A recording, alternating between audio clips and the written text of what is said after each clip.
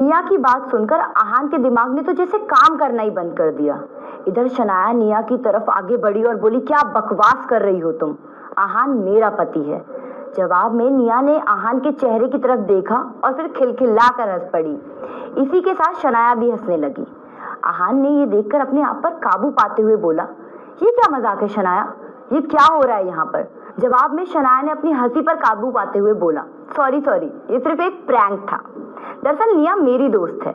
इसने मुझसे शर्त लगाई थी कि कोई भी ऐसा लड़का नहीं है जो इस पर फिसल ना जाए, तो मैंने तुम्हारे ऊपर ही टेस्ट कर लिया, मगर ये टेस्ट तो फेल हो गया। Proud of you Aahan. इस पर आहान बोला, तुम दोनों ने तो मेरी जान ही निकाल दी थी। तभी निया मुस्कुराते हुए बोली, वैसे आप चाहें तो मैं आपकी बीवी बन सकती हूँ जीजू। आहान ने उसे घूरते हुए कहा, शट अप। तभी निया का मोबाइल बजने लगा। उसने फोन उठाया। दूसरी तरफ से कुछ कहा गया, जिसे सुनकर निया ने शनाया से कहा, मुझे थोड़ा अर्जेंट जाना होगा शनाया। इस पर शनाया ने कहा, क्या निया, आज मैंने तुझे सेलिब्रेट करने के लिए बुलाया था। जवाब में निया ने बुरा सा मुंह बनाते हुए कहा, सॉरी यार, मुझे अर्जेंट जाना पड़ रहा है, मगर टाइम मिला तो फिर मिलेंगे। अभी मैं चलती हूँ। बाय शनाया, बाय जीजू। इतना कहकर निया वहां से निकल गई। इधर गिल विला के बाहर शौर्य अपने घुटनों पर बैठा हुआ था। पिछले 6 घंटे से शौर्य उसी पोजीशन में था। अब तो उसे उसके पैर भी महसूस नहीं हो रहे थे। उसने इरिटेट होते हुए कहा, पता नहीं पापा इतनी देर अंदर क्या कर रहे हैं? क्या वो दादाजी को जल्दी नहीं मना सकते? तभी दरवाजा खुला और नीरज गिल एक कामयाबी भरी मुस्कान के साथ बाहर आए। शौर्य खड़ा हो गया। उसने पापा से सवाल करते हुए बोला, क्या दादाजी ने मुझे माफ कर दिया है? नीरज गिल ने हाँ में सर हिलाते हुए कहा, लेकिन मैं तुमसे अभी भी गुस्सा हूँ। जब पापा ने कहा कि वो शनाया को इंजीनियर टीम वापस करना चाहते हैं, तो तुम्हें उनके अगेंस्ट नहीं जाना चाहिए था। वो हमारी फैमिली के हेड हैं और तुमसे बहुत प्यार भी करते हैं। तुम्हें भी उनके डिसीजन की रिस्पेक्ट करनी चाहिए थी। अपने पापा की बात सुनकर शौर्य ने कहा, आई एम सो सॉरी पापा, मैं आगे से ख्याल रखूंगा कि अगली बार से ऐसा ना हो। शौर्य ने बहुत ही ईमानदारी से माफी मांगी। फिर नीरज ने कहा, शौर्य, प्रोजेक्ट की चिंता मत करो, बस इस बात का ध्यान रखना कि कल सुबह तुम्हारे दादाजी मनाली जा रहे हैं। उनके निकलने से पहले हमें उनसे मिलने जाना है। शौर्य अपने पापा की कही बात के पीछे मतलब समझ गया था। दूसरी तरफ आहान और शनाया के घर में शनाया को अकेले कमरे में नींद नहीं आ रही थी, तो वो बार बार आहान के बारे में सोच रही थी। कुछ सोचकर वो आहान के कमरे की तरफ बढ़ी। आहान ने जैसे ही दरवाजा खोला, सामने शनाया खड़ी हुई थी। शनाया ने एक नॉर्मल सी नाइटी पहनी हुई थी। पिंक कलर की बनी उस सिल्क की नाइटी से शनाया की कर्वी बॉडी कोई भी आसानी से देख सकता था। बिखरे बाल, नाइटी से छिपने में नाकाम खूबसूरत पैर और आंखों में कुछ हलचल देखकर आहान ने खुद को बड़ी मुश्किल से शांत किया और बोला, आप यहाँ? आपको कुछ चाहिए? आहान के इस सवाल को सुनते ही शनाया की बोलती बंद हो गई। जवाब देने के बजाय वो इधर उधर देखने लगी। आहान ने नजरें चुराने की नाकाम कोशिश करते हुए शनाया से मन ही मन कहा, मैं यहाँ मुंह उठाकर तो आ गई हूँ, लेकिन अब बहाना क्या बनाऊं? हाँ, वो कह देती हूँ। शनाया ने कुछ सोचकर आहान से बोला, मेरे कमरे की लाइट नहीं जल रही है। शनाया की बात सुनी तो आहान ने जवाब में तुरंत कहा, ओह, मैं अभी ठीक कर देता हूँ। अपनी ये बात कहते हुए आहान दरवाजे से बाहर जा ही रहा था कि शनाया ने उसे रोक लिया। रुको, उसकी कोई जरूरत नहीं है। आज शनाया को क्या हो गया था? वो इतना अजीब बिहेव क्यों कर रही थी? आहान ये सोचकर बहुत ज्यादा कंफ्यूज हो गया था। उसकी कंफ्यूजन देखना शनाया के लिए कोई मुश्किल काम नहीं था। उसने अपनी बात को एक्सप्लेन करते हुए कहा, मतलब मैं आज यहीं सो जाती हूँ। आहान ने ये बात सुनी तो बहुत ही नॉर्मल रिएक्ट करते हुए बोला, ठीक है, आप मेरे रूम में सो जाइए, मैं आपके कमरे में चला जाता हूँ। आहान का जवाब जानकर शनाया दंग रह गई। क्या इसे मेरी बात के पीछे का मतलब नहीं समझ आ रहा? शनाया ने दिल ही दिल में ये सवाल किया। जब वो ये सोचने में बिजी थी, आहान अंदर गया और अपना ब्लैंकेट लेकर आ गया। वो बाहर जा ही रहा था कि शनाया ने अपने दोनों हाथों को फैलाकर आहान को रोकने का इशारा किया। हम साथ में नहीं सो सकते क्या? शनाया ने ये सवाल पूछा तो था, मगर आहान सुन नहीं पाया, क्योंकि शनाया इतनी नर्वस थी कि उसका सवाल इस तरह सुनाई दिया मानो कोई मक्खी भिनभिना रही हो। आहान ने सवालिया अंदाज में अपनी अजीब वाइफ की तरफ देखा, मगर शनाया इतनी ब्रेव नहीं थी कि अपना सवाल दोबारा दोहरा पाती। इसलिए उसने कहा, मैं तुम्हें परेशान नहीं करना चाहती, रहने दो। ये सुनकर आहान ने शनाया से मुस्कुराते हुए कहा कि आप बेवजह परेशान हो रही हैं शनाया, एक बल्ब ठीक करने में भला क्या ही तकलीफ होगी। मैं बल्ब रिपेयर भी कर दूंगा और आपके रूम के काउच पर सो भी जाऊंगा। आप यहाँ आराम से सो जाइए। ये सुनने के बाद अब शनाया का सब्र खत्म हो गया था। एक बार फिर से शनाया ने अपने कमरे से बाहर जा रहे आहान को रोका और उससे बिना किसी एक्सप्रेशन के बोली, रहने दो। आहान ने कंफ्यूजन में देखकर उसे सवाल किया, क्या बल्ब रिपेयर नहीं करना? शनाया ने होपलेस अंदाज में आहान को नजरअंदाज किया और अपने कमरे में वापस जाते हुए बोली।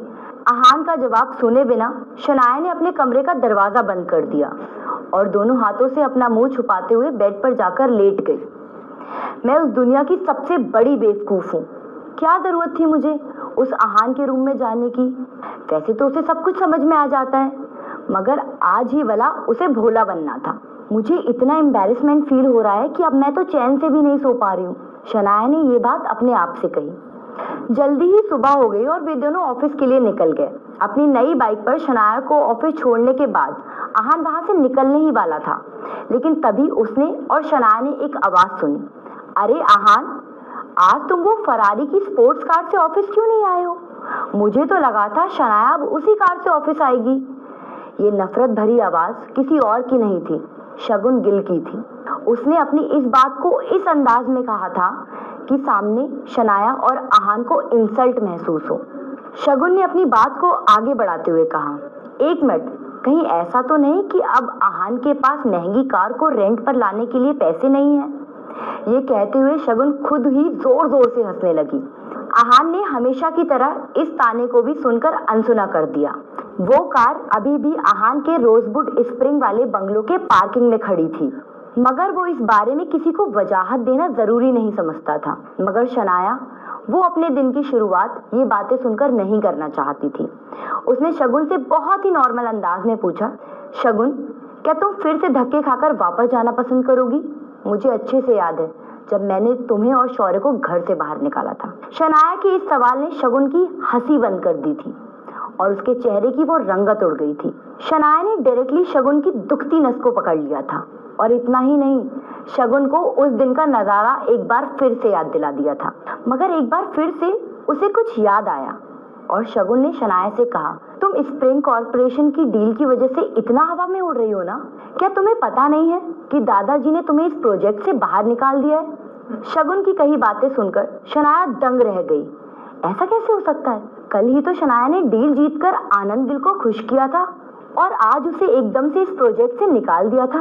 आहान ने जब ये सुना तो उसे ज्यादा हैरानी नहीं हुई। मैंने इस बात की उम्मीद पहले ही कर ली थी।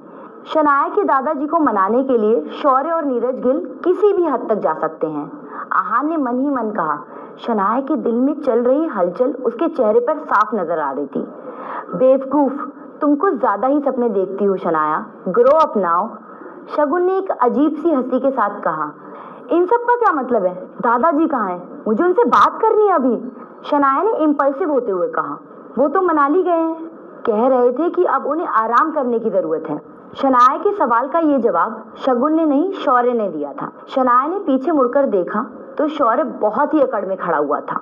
उसने अपनी बात को आगे बढ़ाते हुए कहा, और हाँ, जाने से पहले दादाजी ने स्प्रिंग कॉर्पोरेशन वाला प्रोजेक्ट मुझे दे दिया है। अब तुम्हें भी घर जाकर आराम करना चाहिए। ये सुनकर शनाया को गुस्सा आ गया और उसने शौर्य से सवाल करते हुए कहा, दादाजी ने किस बुनियाद पर तुम्हें प्रोजेक्ट दिया है? शनाया के इस सवाल को सुनकर शौर्य उसे चिढ़ाने के इरादे से हंसने लगा। किस बुनियाद पर?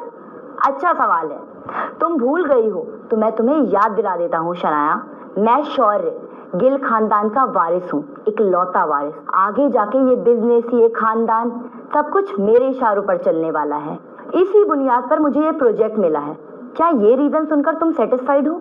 इस पॉइंट पर शौर्य को अपने आप पर बहुत प्राउड फील हो रहा था। शनाया इन सब के बाद ना कुछ कर सकती थी और ना ही कुछ करना चाहती थी, इसलिए वो खामोश होकर अपना गुस्सा शांत करने की कोशिश करने लगी। आहान गिल खानदान को अच्छे से जानता था। शौर्य बस कुछ मीठी मीठी बातों से आनंद गिल को खुश कर सकता था और उनका कोई भी डिसीजन आराम से बदल सकता था, इसलिए आहान को कोई हैरानी नहीं हुई।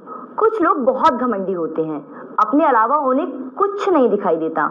उन्हें लगता है कि हर्ष मेहरा जैसे बिग शॉट लोगों के साथ सोने के बाद सारी प्रॉब्लम सॉल्व हो जाएंगी, लेकिन किसी 5 स्टार होटल के बिस्तर और असल दुनिया में बहुत बड़ा फर्क होता है। शगुन ने बीच में ही मुंह मारते हुए शनाया पर एक इनडायरेक्टली टॉन्ट कसा। जैसे ही शौर्य ने ये बात सुनी, वो टेढ़ी स्माइल के साथ मुस्कुराने लगा।